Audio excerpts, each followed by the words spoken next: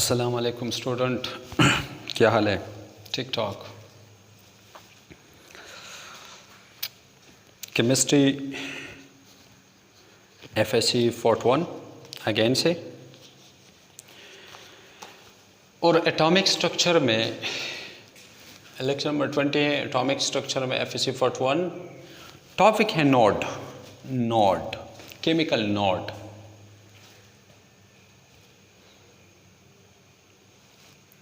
कैफी के और जितने भी हमारे एफएससी के जो हमारे 4 प्रोविंसेस है, ठीक है, वो तो एफएससी लेवल का जो है उसमें नोड नहीं है, लेकिन आप लोगों ने पढ़ा होगा, हो सकता है किसी सीन के किसी बुक में हो, ठीक है, या पंजाब में, लेकिन मैंने तो नहीं देखा है। पंजाब का तो मैंने पढ़ाया है, लेकिन मैंने देखा नहीं है नोट।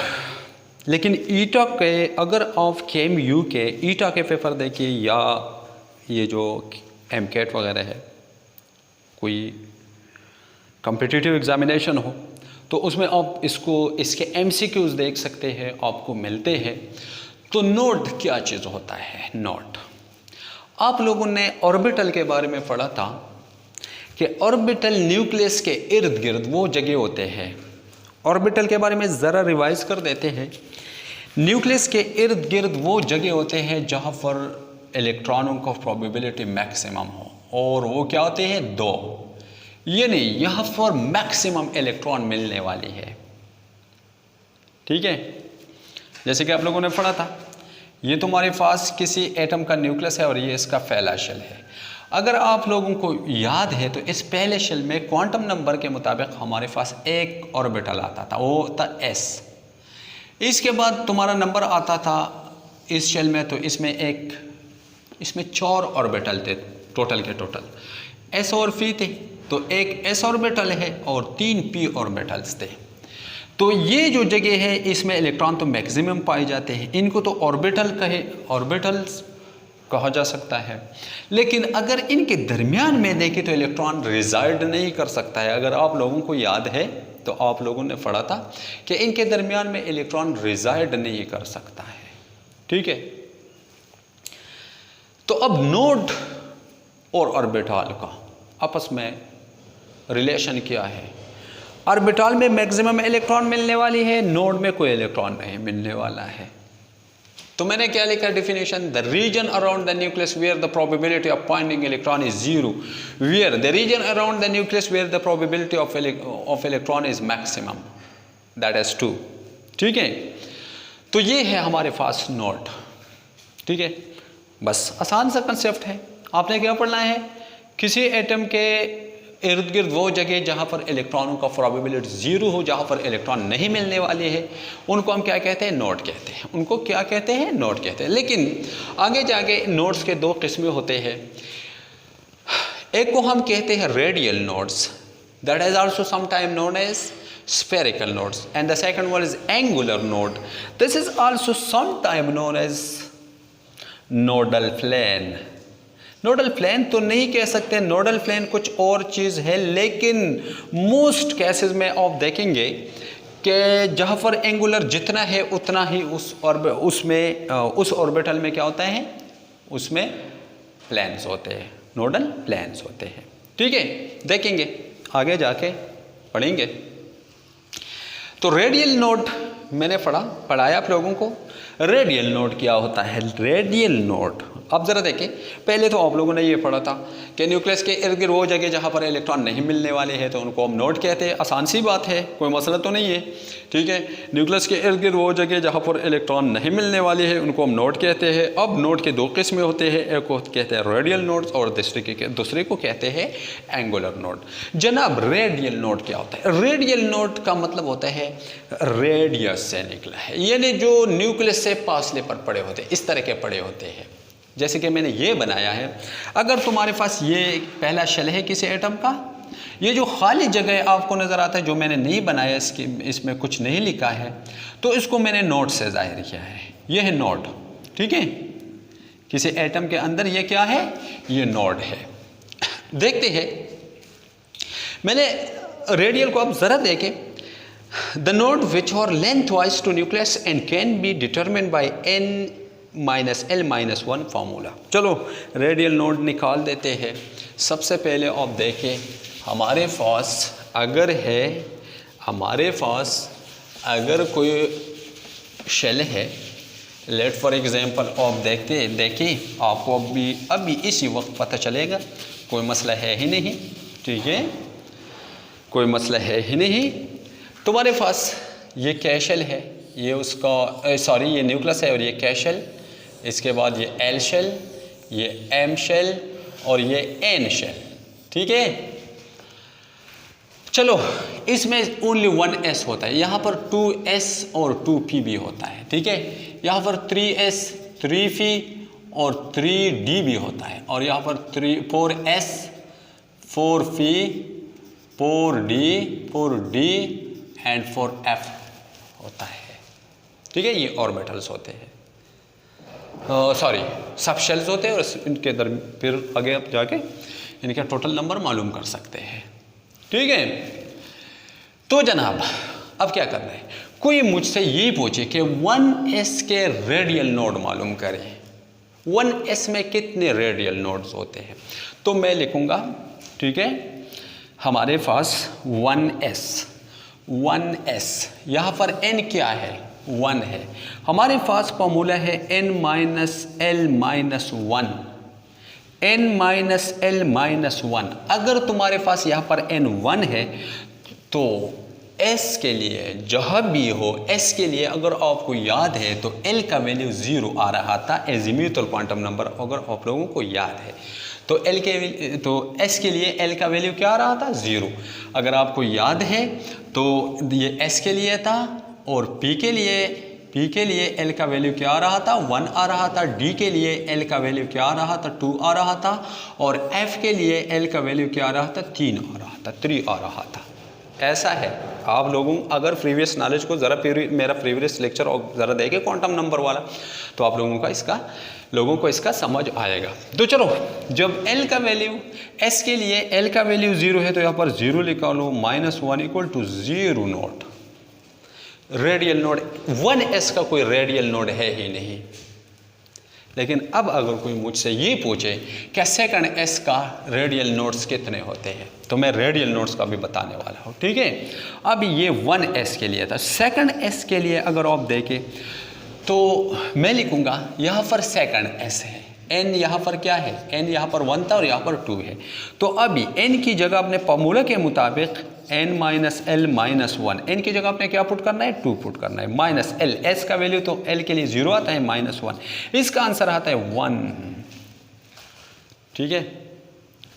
क्या होने वाला है, मतलब इसका क्या है, इसका मतलब ये हुआ कि सेकंड s के लिए एक रेडियल नोड भी पड़ा है, और वो कैसा है, अगर आप s को स्पेरिकल बना देते हैं, चूँकि हमें पता है कि s का शेप स्पेरिकल होता है, तो इसके लिए इसके बाद एक जगह आता है ये वाला, वो 2 इलेक्ट्रॉन तो इसमें आएंगे, ये वाला जगह ऐसा होगा, जो अभी मैं इसको ब्लैक कर दूंगा, इसमें कोई इलेक्ट्रॉन नहीं आएगा, या चलो इसको ब्लैक भी ना करो, इसको इस तरह छोड़ो, ये जो वाइट आपको नज़र आता है ये जगह जो है ये उनका रेडियल नोड है, ये फासले पर पड़ा होता है, ठीक है। यहाँ पर इलेक्ट्रॉन नहीं मिलने वाला है, 1 क्योंकि रेडियल नोड कितने पॉसिबल है, 1। 2s के लिए रेडियल नोड कितने हैं, 2 है। अगर आप 3s का देखें तो 3s का n की जगह 3 पुट करें, 0 -1 = 2, तो इसका मतलब ये है, अगर इसको मैं 3s करूँ तो ये, इसके बाद ये वाला जगह भी आता है, एक नोड ये है और ये एक नोड ये है, इसमें इलेक्ट्रॉन नहीं मिलने वाले हैं, ठीक है। अगर 4s की बात करें तो फिर 3 नोड्स आते हैं, तो आपने इस तरह बनाना है, ठीक है। अब जनाब ज़रा देखो, बनाना तो इस तरह नहीं है, लेकिन मैं वैसे दिखाने के लिए मैं इस तरह बोर्ड पर इस तरह बनाता हूँ कि ये जो जगह है ये नोड्स है, 1 2 3, ये 4s के लिए है। लेकिन सेकंड p के लिए अब मैं नोड्स निकालूँ, कोई आपसे पूछे कि सेकंड p के लिए नोड्स कितने हैं, तो आप सेकंड p के लिए नोड्स निकाल देते हैं। तो फॉर्मूला को अगेन से अपने अप्लाई करना है, फॉर्मूला को अगेन से अपने क्या करना है, अप्लाई करना है। फॉर्मूला क्या है, n = n minus l minus 1, तो ये सेकंड p के लिए मैं करता हूँ, तो n की वैल्यू क्या है 2 है माइनस l, p के लिए l का वैल्यू 1 आता है, माइनस 1 इक्वल टू 0। तो ये जो आपको पता है फी का शेप क्या होता है, डम्बेल होता है, इस तरह डम्बेल होता है। आप कैसे बनाता है, डम्बेल शेप बना देता है, ठीक है। आप क्या बना देता है, सॉरी इसको तो मैंने मिटाया, अभी यहाँ पर मैं इसका बनाऊंगा, ठीक है। तो अगर आप देखें आपको नज़र आता है तो पी हमारे पास कितने होते हैं, देखो एक हमारा होता है ये वाई, ये एक्स और ये जी प्लेन है, ठीक है। अब हमारे पास पी एक्स है, ठीक है, पी आगे डिवाइड है 3 ऑर्बिटल में, एक को हम कहते हैं phi x, phi y and phi z, ठीक है। तो चलो मैं पी एक्स वाला बना देता हूँ, तो ऑफ एक्स प्लेन पर बना ले, ठीक है। ये डम्बेल होता है, ये कैसे होता है, ये डम्बेल होता है, कैसा होता है, डम्बेल होता है। जनाब आपको अगर ये जगह नज़र आता है, ये वाला, ये वाला, सॉरी ये हमारे पास है, तो इसके बाद ये वाला, इसके बाद ये वाला आप पोर्शन बना ले, ये उनके लिए सेकंड एस के लिए नहीं ये पॉसिबल, सेकंड एस के लिए तो सेकंड पी के लिए, सॉरी सेकंड पी के लिए तो पॉसिबल, 2p के लिए तो पॉसिबल नहीं है, 0 आता था। अब 3p के लिए ये वैल्यू अगर आपको याद है तो 1 आ रहा था, 1 आएगा, कैसे आएगा, ये 0 करो, n minus L minus 1, n की जगह 3 माइनस एल की कीमत क्या है p के लिए, 1 माइनस 1 इक्वल टू 1। हाँ एक नोट पॉसिबल है, इस तरह डिस्टेंस पर पड़ा रहेगा, ठीक है। तो ऑफ इसको यू बनाएंगे, ये जो जगह है, ये जो वाइट ऑफ को नज़र आता है, ये वाला नोड है, ये पी के नोड है, ठीक है। अब क्या है, अगर आपको 4p का कोई पूछे, 3p का कोई पूछे, तो 3p के लिए एक नोड पॉसिबल था और 4p के लिए 2 पॉसिबल होंगे ना, 4 माइनस 1 इक्वल टू 2, तो फिर ऑफ ने एक और इस तरह बनाना है, ठीक है, ऐसा ही आएगा और कोई मसला तो नहीं है। अब अगर d का कोई पूछे कि थर्ड d के लिए कितने नोड्स पॉसिबल है, रेडियल नोड, मैं एंगुलर नोड का नहीं कहता हूँ, मैं रेडियल नोड का कहता हूँ। तो रेडियल नोड में आपने क्या करना है, रेडियल नोड में आपने d के लिए क्या करना है, n minus L minus 1 formula put करना है और कुछ नहीं करना है। तो n की जगह अभी 3 है, d के लिए l का वैल्यू क्या आ रहा था, 2 आ रहा था, तो माइनस 1 इक्वल टू 0। तो 3d के लिए कोई नोड पॉसिबल है ही नहीं, 3d के लिए कोई नोड पॉसिबल है ही नहीं। लेकिन 4d के लिए तो फिर 1 पॉसिबल है। 4d के लिए कितने पॉसिबल है, देखो तुम्हारे पास d में टोटल 10 इलेक्ट्रॉन होते हैं। 10 इलेक्ट्रॉन को आप कैसे, dxy, dyz, dzx, dx² y² and dz², इसको ज़रा पढ़े। अब आप लोगों को पता है कि ये हमारे XYZ प्लेन है, इसमें अब dxy आप बनाए तो XY प्लेन में आप इसको बना लें, ये डबल डम्बल होता है, ठीक है। आपने डबल डम्बल बनाया, ठीक है। Z वाला आप कैसे बनाएंगे, तो Z वाले के लिए जो ये हमारे पास Z था, आप Z वाला बनाए, Z वाला ये है, तो इसको ऑफ U बनाए और यहाँ पर जो है इसको इस तरह आपने बनाना है। चलो हम इस D को आगे कुछ इस चीज़ को ज़रा तफसील से पढ़ेंगे जनाब। अब देखो, तो 3D के लिए कोई एंगुलर नोड है ही नहीं, लेकिन 4D के लिए एक नोड पॉसिबल था, तो आपने उस रेडियल नोड, ठीक है, तो आपने उसको U बनाना है और कुछ मसला तो नहीं होगा, ठीक है। ये है हमारे पास D के लिए। अब जनाब 4F के लिए कितने, 4F के लिए कोई नोड नहीं है, लेकिन 5F के लिए फिर होगा, 5F के लिए फिर होगा। तो ये हमारे पास फॉर्मूला और कुछ तो नहीं है जनाब। अब क्या करना है, अब हमारा नंबर आता है एंगुलर नोड का। मैंने लिखा था वो नोड जो ऑर्बिटल के साथ एक खास एंगल बना देता है, तो उसको हम क्या कहते हैं, एंगुलर नोड कहते हैं। और बाज़ दफ़ा इसको नोडल प्लेन भी हम कह सकते हैं, लेकिन कैसे, आप इसको समझने की कोशिश करो।